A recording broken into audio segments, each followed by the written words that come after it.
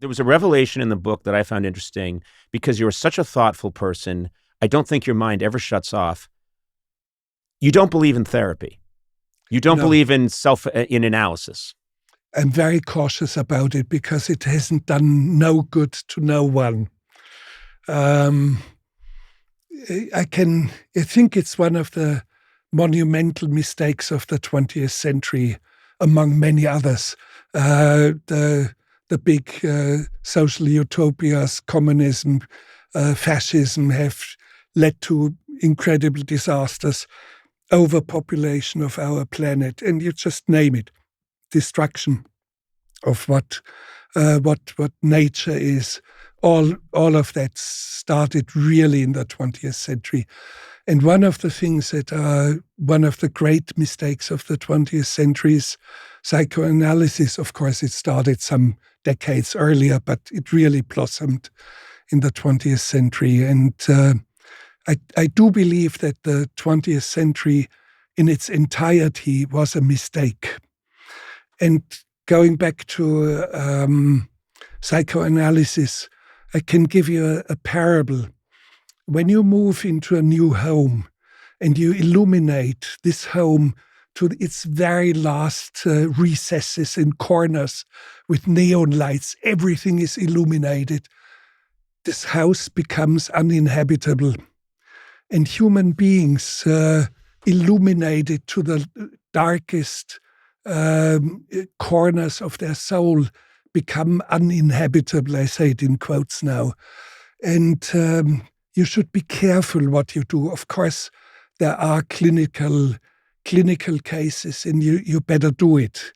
But this mass phenomenon, to think that everything in your inner balance and in your soul and in your emotionality and so will be solved by psychoanalysis, I do not think it is a good approach. It's funny because I think it's a byproduct of this obsession, and you live in Los Angeles, so you see this now. In the 21st century in Los Angeles, there's just this obsession with, I want to eat all the perfect foods.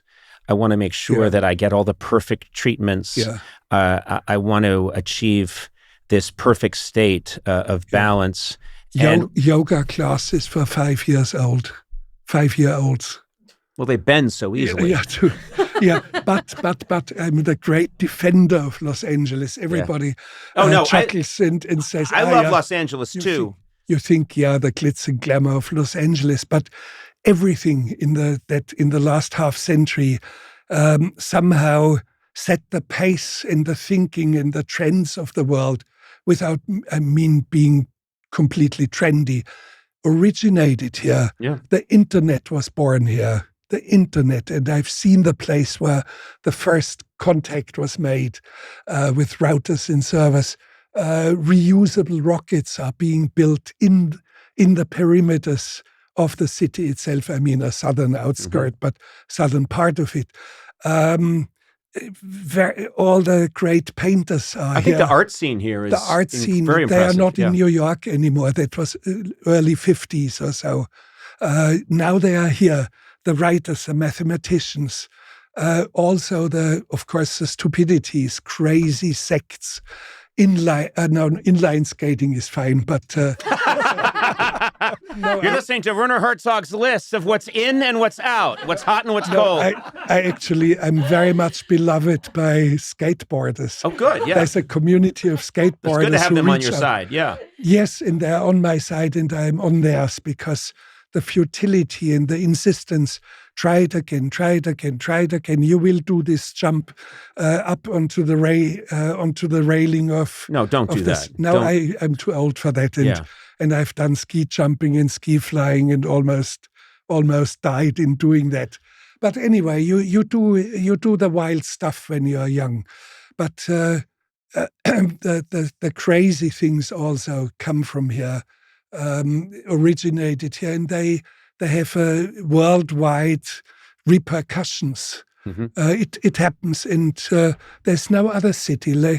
Does it happen in Chicago or in London or in Florence or in Mumbai or in Buenos Aires? No, It's Los Angeles. It's The wonderful to live in a city where all these things are happening.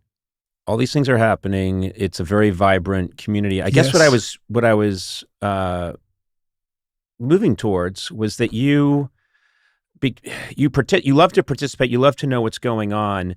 So you do watch some things that maybe your typical person might think Werner Herzog doesn't view. You watch the Kardashians. Very, very few, but I do watch. I do watch admit some it. trash TV, like let's say Wrestlemania, and there Hell was. yeah. Hell yeah. And no, Sona's like no, perked up. Enough about madness. Yes. Let's talk about wrestling. but it's very interesting because it's a very crude form of drama has emerged, and it's a drama that are not in the fight itself. The fights are interrupted by commercials, meaning they're not that important, but the owner of the franchise shows up in the ring. His wife, alleged wife, in a wheelchair and blind, and he has three sexy women in his arm, and rants against his wife in the wheelchair, and all of a sudden you have a form of drama going on, a new form emerging apparently, probably as crude as ancient Greek drama started out in the 5th century before Christ. Mm-hmm. So I watch it for number one. I think the poet must not close his eyes, avert his eyes. You have to know in which world you are living. You See better everything. know, yes. Yeah. And I have nothing against.